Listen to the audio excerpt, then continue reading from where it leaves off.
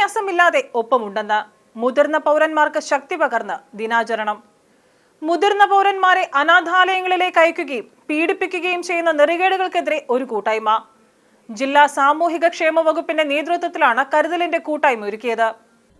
മുതിർന്ന പൗരന്മാർക്ക് നേരെ കടന്നാക്രമണങ്ങളും പീഡനങ്ങളും അനാഥാലയങ്ങളിലേക്ക് അയക്കലും അടക്കം ദുരന്തത്തിന്റെ നേർക്കാഴ്ചകൾക്കിടയിലാണ് എൽഡർ അബ്യൂസ് അവയർനെസ് ക്യാമ്പ് സംഘടിപ്പിച്ചത്.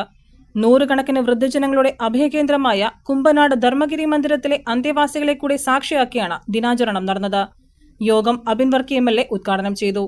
മുതിർന്നവർക്കെതിരായിട്ടുള്ള ആക്രമണം അതിനെ തടയാൻ വേണ്ടിയുള്ള ബോധവൽക്കരണ ദിനമാണ്.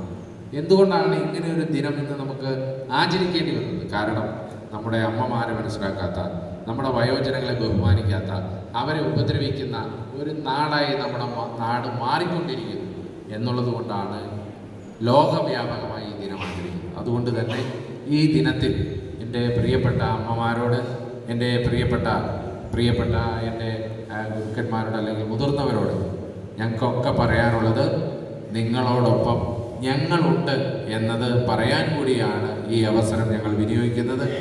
ചടങ്ങിൽ ജില്ലാ പഞ്ചായത്ത് വൈസ് പ്രസിഡന്റ് അനീഷ് വരിക്കണ്ണാമല അധ്യക്ഷനായി.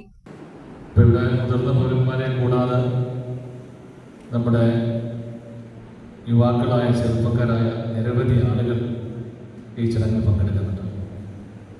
ജില്ലാ സാമൂഹ്യനീതി officer Shamla Beegum, A. Nizamuddin IAS, Julie Sabu Olickal, Sreenadevi Kunjamma, advocate T.K. Ramachandran Nair, Varghese Eapen, Neethu Mamman Kondoor, MR Rajesh, G. Rajasree, B. Harikumar, Shamsuddin, VR Balakrishnan, advocate P. Lalachan, AL Preetha, Reverend KS Mathews, Viji George എന്നിവർ സംസാരിച്ചു.